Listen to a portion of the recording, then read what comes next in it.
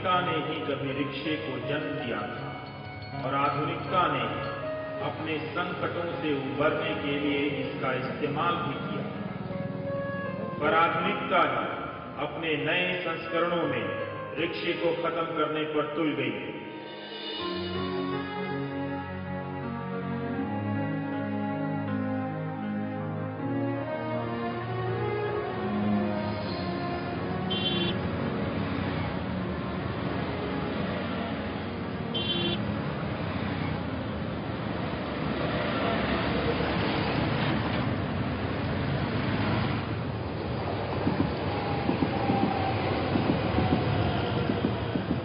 Metro, flyover, underpass और ये शानदार सड़कें, दिल्ली की सड़कों पर यह नया संगम है। उम्मीद है दिल्ली को सैलानियों से मुंह दिखाई अच्छी मिलेगी कॉमनवेल्थ में। सड़कों की रफ्तार बदल गई तो उन्हें उतार दिया गया जो रफ्तार के घरेलू प्रतीक थे। पर्यावरण फैशन है और रिक्शा आउट ऑफ फैशन।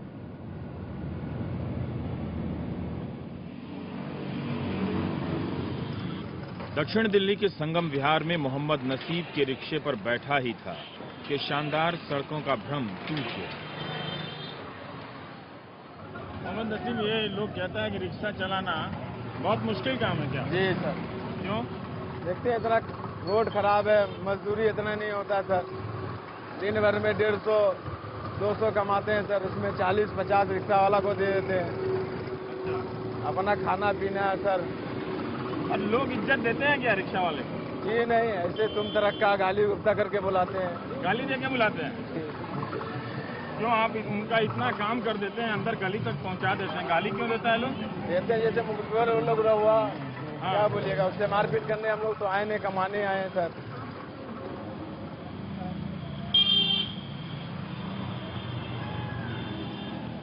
क्या आपको भी लगता है कि रिक्शा पिछड़ेपन की निशानी है, आधुनिकता का विरोधी है?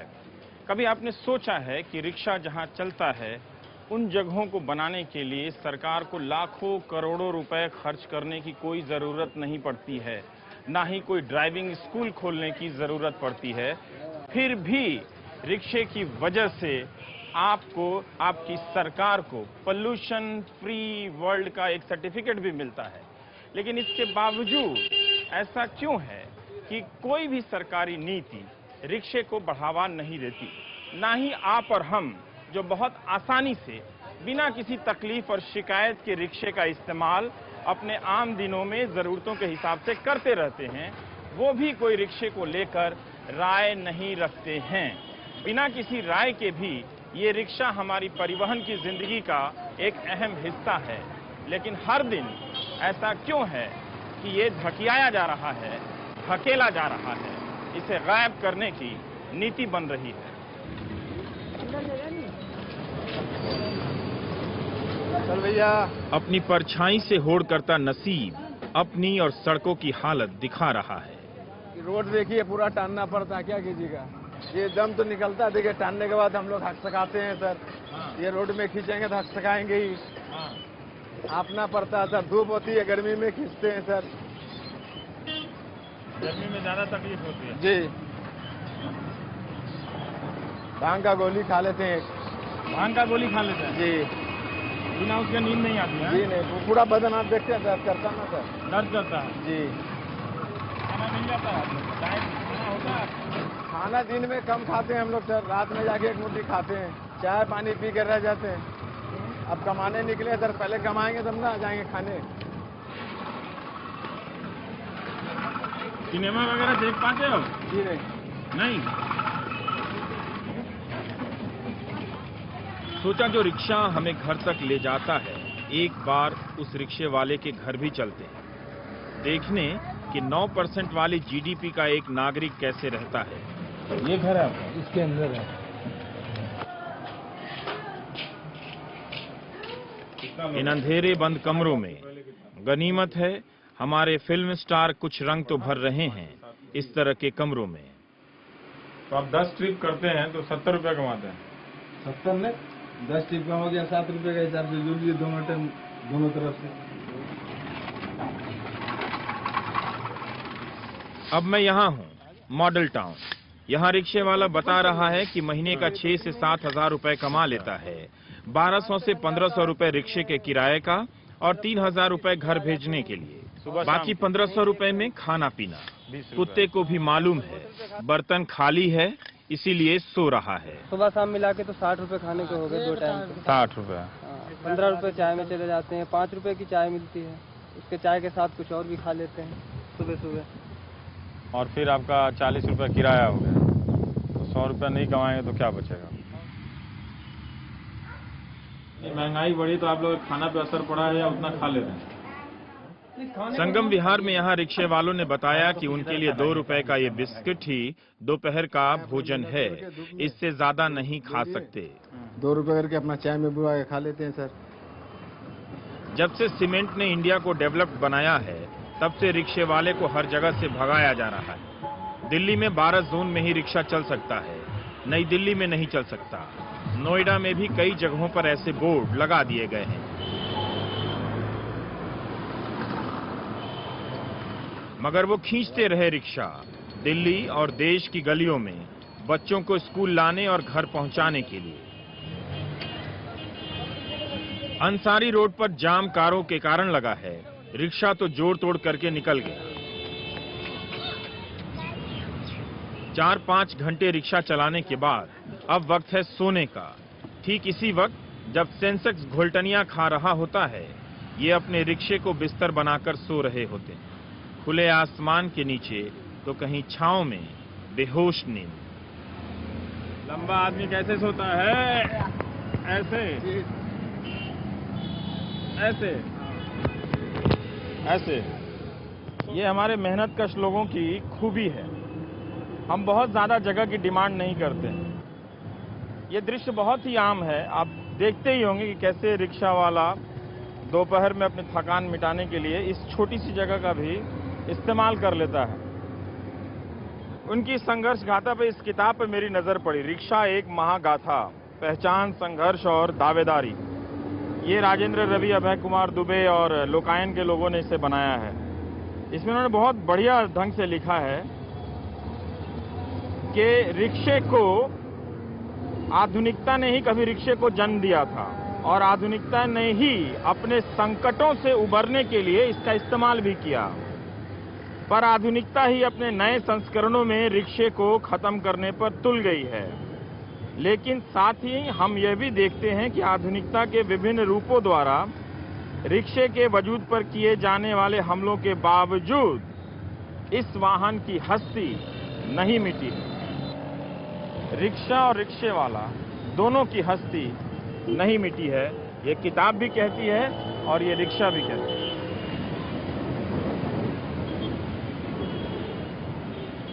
किसी भी मेट्रो स्टेशन के बाहर जाइए, रिक्शा मिलेगा। दिल्ली विश्वविद्यालय में रिक्शे की भरमार है। रिक्शा अपने आप फीडर बन गया है। खुद को बचाने के लिए छात्र भी समझ रहे हैं कि डेवलपमेंट में एम्प्लॉयमेंट को जगह देनी पड़ेगी।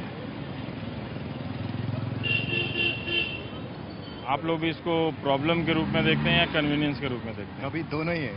दोनों ही है। कभी प्रॉब्लम कभी कन्वीनियंस। पर आपके आसपास विसिनिटी में रिक्शा चल रहा है, इससे आपको कोई समस्या नहीं? नहीं, उल्टा कन्वीनियंट होता है। यहाँ से कहीं जाना है पास में या कुछ तो फिर काफी अच्छा है। मतलब आप कहीं नहीं जा सकते हो, हर जगह बस वगैरह तो जा नहीं सकते ना, तो रिक्शा तो जा सकते हैं। तो अच्छा है, काफी अच्छा है। रिक्शा तो इको फ्रेंडली चीज़ है, उसको सब ये तो ज़्यादा होना चाहिए, बल्कि ये 3 व्हीलर्स और इसको हटा के शॉर्ट डिस्टेंस के लिए। रिक्शा को आप एक प्रॉब्लम के रूप में देखते हैं या लगता है कि ये भी एक सोल्यूशन है? सर एक्चुअली गरीबों के लिए तो एक सोल्यूशन है। हाँ। क्योंकि उनके लिए यहाँ पे एक रोजगार है। अगर इन्हें यहाँ से हटा दिया जाएगा, ये वापस गांव में जाएंगे। हाँ। वहाँ पे ये अपने लाइफ को अच्छी तरीके से मैनेज नहीं कर पाते हैं। हाँ। इवन कार अगर बैन कर दिया जाए तो ज़्यादा बेटर है, क्योंकि वो पॉल्यूशन फैला रहा है। रिक्शा तो कोई पॉल्यूशन भी नहीं फैला रहा।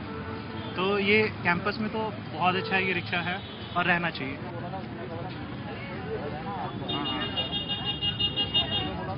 नौजवानों के बीच में भी रिक्शा आउटडेटेड नजर नहीं आता है। समस्या नीति निर्धारकों के बीच में है, जो रिक्शे को एक पुरातन परिवहन व्यवस्था के रूप में देखते हैं। इससे प्रोत्साहित करने की बजाय इस पर तरह तरह की रोक लगाते हैं। लेकिन जहां जनता ज्यादा है, वहां देखिए कि लोग किस तरह से रिक्शे को स्वीकार करते हैं, इस्तेमाल करते हैं। इसके बावजूद रिक्शा अपने वजूद के लिए संघर्ष कर रहा है। दिल्ली में 99,000 से ज्यादा लाइसेंस नहीं दिए जा सकते। कई इलाकों में प्रतिबंध भी है। मामला अदालत में है, इसलिए इसकी बारीकियों को छोड़ रहा हूं। ये एमसीडी का जब्ती स्टोर है। यहां पर वो रिक्शे जब्त किए गए हैं जिनका लाइसेंस नहीं है। एक आदमी को एक ही रिक्शे का लाइसेंस मिलता है और लाइसेंस मिलने में भी 99,000 अधिकतम सीमा है। इससे ज्यादा दिल्ली में लाइसेंस किसी को नहीं मिलेगा। इसीलिए दिल्ली में ज्यादातर रिक्शा बिना लाइसेंस के चलते हैं और पकड़े जाने पर इस तरह से जब्त करके यहां पर सड़ा दिए जा रहे हैं। आप दिल्ली में एक कार रखें या 4 कार रखें, इस पर कोई पाबंदी नहीं है, लेकिन रिक्शा एक रखें या 5 रखें, इस पर पाबंदी है। और उसके बाद हम सेमिनारों में अपनी दुकान खोल लेते हैं और पर्यावरण पर, उसकी समस्या पर यहां से लेकर अमेरिका तक में जाकर विचार करने लगते हैं।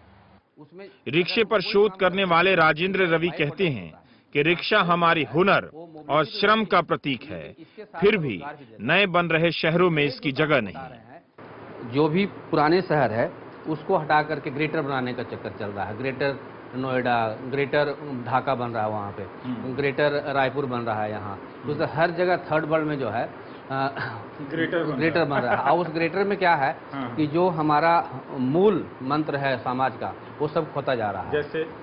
जैसे कि आप वाल सिटी में चले जाइए दिल्ली में, तो वहाँ पे आने जाने के मोड है, लेकिन जैसे ही ग्रेटर होगा वहाँ पे लीजिएगा कि यहाँ पे साइकिल रिक्शा चलना मना है। रिक्शा हर दिन लीगल और इल्लीगल के बीच जी रहा है। चांदनी चौक में सुबह 8 बजे के बाद और शाम 8 बजे के पहले रिक्शा चलाने की अनुमति नहीं, फिर भी रिक्शे चल रहे हैं। पुलिस प्रशासन जितने भी जो करप्ट नहीं है वो सभी हमारे ही समाज से आते हैं, तो उनको मालूम है कि इन गरीबों को हम पीटेंगे, कुछ करेंगे तो कोई फायदा तो है नहीं, इनको रोजगार भी चाहिए, लोगों को चाहिए। इसलिए जब उनके ऊपर से कोई दबाव आता है तब उनको धरपकड़ करते हैं, अदरवाइज उनको भी कोई खराब नहीं लगता। लेकिन चांदनी चौक के महासचिव संजय भार्गव इस राय से इत्तेफाक नहीं रखते। तो रिक्शा तो यहाँ पे सबसे बड़ा न्यूसेंस है। हाउ विल द माफियाज गो? ये माफिया जो पैदा किया गया है, ये खुद पैदा नहीं हुआ बल्कि सरकार ने पैदा किया है। इसलिए अगर इसको खत्म करना है तो इसको जो लाइसेंसिंग सिस्टम है उसमें काफी बदलाव लाना पड़ेगा। हर रिक्शे के पीछे मालिक का नाम लिखा होता है। लाइसेंस नीति के कारण रिक्शा वाला अपना रिक्शा नहीं खरीदता। वो जानता है कि जब्ती होगी तो मालिक के लिए 325 रुपए का जुर्माना देना आसान होगा, उसके लिए नहीं। तो अपना रिक्शा नहीं खरीद पाए। अब फिर घर जाते हैं तो रिक्शा चोरी हो जाता है ना। अच्छा, कोई चोरा लेगा तो रखेंगे कहाँ? 1870 में जापान में रिक्शे का जन्म हुआ। बांग्लादेश में रिक्शे का अपना जादू है। पटना के रिक्शे खूबसूरत होते हैं लेकिन आर्ट नहीं है। बांग्लादेश के रिक्शे में कला का खूब रंग दिखता है। और अब इस वक्त हम मौजूद हैं पुरानी दिल्ली के दरियागंज के अंसारी रोड के किनारे बनी इस दीवार के ऊपर। अभय कुमार दुबे जी हैं हमारे साथ। शहर के इस लैंडस्केप के साथ हम रिक्शे पर बात करने के लिए यहाँ पर मौजूद हैं। हम जानना चाहते हैं कि आप ये क्यों कहते हैं कि रिक्शा एशियाई आधुनिकता का प्रतीक रहा? आधुनिकता का जो मौजूदा चरण है, जिसमें मेट्रो है, जिसके अंदर इंटरनेट है, जिसके अंदर कारों की ऑटोमोबाइल रेवोल्यूशन हो चुकी है और सड़कों पर कारों ने पूरी तरीके से कब्जा कर लिया है, ऐसी हालत में तो एशियाई आधुनिकता का ये चरण है वो तो रिक्शे के दमन पर आमादा है। वो उसे बिल्कुल किनारे धकेल देना चाहता है और इसे कहते हैं एक वीरानगी में, एक ओब्लिवियन में धकेल देना चाहता है। आजादी की लड़ाई जब हो रही थी, इसमें जब पुरानी तस्वीरें देखता हूँ तो रिक्शे का बहुत कई जगह पर रिक्शे की तस्वीर नजर आती है। भाई अगर शिमला कॉन्फ्रेंस को आप देखेंगे, जहाँ पे आजाद भारत में सत्ता का हस्तांतरण कैसे होगा, ये ऐतिहासिक रूप से तय हुआ था, तो देश के तमाम राजनीतिक नेता वो हाथ से खींचे जाने वाले रिक्शे के ऊपर बैठकर शिमला कॉन्फ्रेंस में वाइस रीगल लॉज की तरफ जा रहे हैं। इंडिया में 2 तरह के मीडियम है, English medium, Hindi medium. English में ये ई रिक्शा है, इको फ्रेंडली रिक्शा। लेकिन हिंदी में क्या है? मेरे हिसाब से आप इसे प रिक्शा कीजिए। प मतलब पर्यावरण मित्र रिक्शा। कोई बोलेगा तो कहिएगा हमने रवीश की रिपोर्ट में बाकी ब्रेक के बाद रिक्शा, ई रिक्शा नहीं।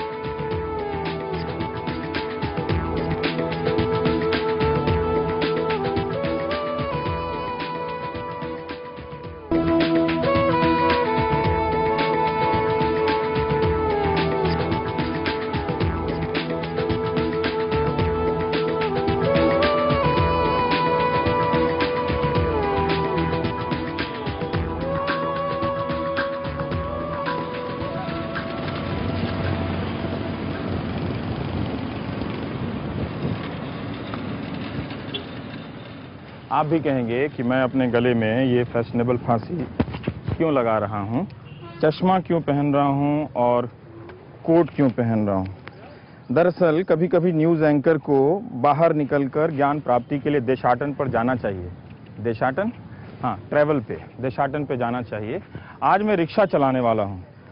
गांव में अक्सर लोग ताने दिया करते थे कि पढ़ेंगे लिखेंगे नहीं तो रिक्शा चलाएंगे, लेकिन अब ये रिक्शा काफ़ी मॉडर्न हो गया है, जिसे आप चाबी से स्टार्ट कर सकते हैं और आराम से चला सकते हैं। जब रिक्शा मॉडर्न हो गया तो एक दिन चलाने वाला भी इसी तरह का हो जाएगा मॉडर्न। सड़कों पर चलने वाले रिक्शे फुटपाथों पर बैठे कमाल के मिस्त्रियों की देन रहे हैं। इनमें IIT से लेकर CSIR जैसे संस्थानों ने भूमिका अदा की है। फिर भी सड़क छाप मिस्त्री ही 6 से 7 हजार रुपए में इन रिक्शों को तैयार करते रहे हैं। सत्तू बेसन से लेकर ट्यूशन तक के विज्ञापन बताते हैं कि बाजार को रिक्शे की जरूरत है। वैसे हमने तो अभी तक यही देखा कि रिक्शा सड़क के किनारे मैकेनिक वाले बैठकर बना देते हैं रिक्शे को, नए रिक्शे को, लेकिन अब रिक्शे का उत्पादन बदल रहा है। इस तरह की फैक्ट्रियों के भीतर रिक्शे बनाए जा रहे हैं। फरीदाबाद की इस फैक्ट्री में 16 रिक्शा बन रहा है। दावा है कि इस रिक्शे के आने से रिक्शे वाले की कमाई दोगुनी होगी और जीवन स्तर ऊंचा हो जाएगा।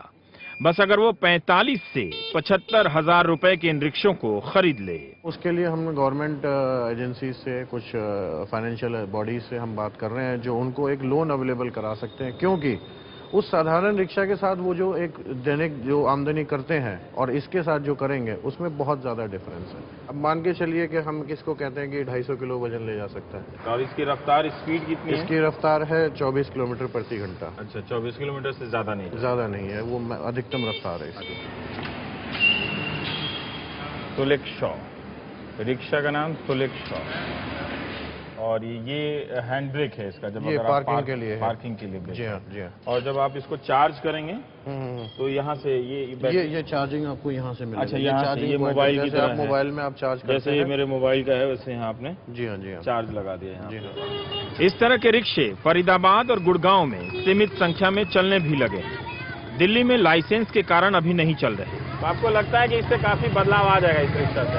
हाँ जी, हाँ जी। ये कमाल है CSIR का, जो इस वक्त रिक्शे के 50 से अधिक मॉडल पर शोध कर रहा है।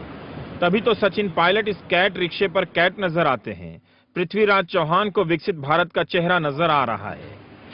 CSIR के डायरेक्टर जनरल CSIR के महानिदेशक ने देखा कि एक रिक्शे वाला 1600 कैलोरी ही ले पाता है, जबकि उसे चाहिए 4000 कैलोरी। नतीजा उसका कमजोर शरीर। अब उम्मीद की जा रही है कि ऐसे रिक्शे से चालक पर भार कम पड़ेगा। Our concept is basically a pedal driven vehicle and supported by motor, assisted by motor basically. अच्छा। 4000 कैलोरीज उसकी रिक्वायरमेंट हो जाती है, रिक्शा कंज्यूम करता है रिक्शा में। हाँ। और जो इंटेक है उसका 1600 कैलोरीज मिलता है उसको खाने को। प्रॉपर खाना नहीं मिल पाता। अच्छा। तो उस वजह से अंदर कंपोनेंट है, जो पार्ट्स हैं, बॉडी पार्ट्स हैं, वो फाल्टी हो जाते हैं। तो अभी तक आपका रिस्पांस क्या चल रहा है? हमारा रिस्पांस बहुत अच्छा आ रहा है सर, बहुत अच्छा आ रहा है। अब तक हमने 5 आदमियों को टेक्नोलॉजी ट्रांसफर कर दी है। करीबन 8-10 कंपनियां और हमारे पास आ रही हैं, पर हमें होल्ड अप किया हुआ है रीजनल वाइज डिवाइड करने के लिए। सामाजिक कार्यकर्ता रिक्शा बनाने में कंपनियों की ताजा दिलचस्पी को शक की नजर से देख रहे हैं। जो गरीबों की तकनीक है, उस तकनीक को हाईजैक करके ये बड़े बड़े कंपनियों के पास ले जाने का जो है एक पूरा तौर तरीका है। जो असेंबल होता है सड़क के किनारे, रिक्शे का कहीं भी कोई ऑर्गेनाइज फैक्ट्री नहीं है। शुरुआती आशंकाएं हैं रिक्शा महंगा तो हो ही जाएगा, भले ही लोन कोई दे दे, कोई ले ले, लेकिन महंगाई है कि जबान से अंतर्ध्यान नहीं होती। बिहार यूपी से आए ये रिक्शे वाले अपने साथ मनोरंजन का सामान भी ले आए हैं। अरे छोड़ा नेतागिरी चाचा जी हो, अरे छोड़ा नेतागिरी चाचा, अरे बंद कर भाषण, घर में राशन। भोजपुरी के इस गाने का मतलब है, चाचा जी महंगाई संभल नहीं रही तो नेतागिरी छोड़ दीजिए। घर में राशन मिडिल क्लास के इंग्लिश एडिशन को यह डांस सटपटा लगेगा, लेकिन हिंदी संस्करण इन धुनों को पहचानता है। मल्टीप्लेक्स से धकिया कर निकाले गए रिक्शा वालों ने अब अमिताभ और आमिर का चस्का छोड़ दिया है। कैसे करवा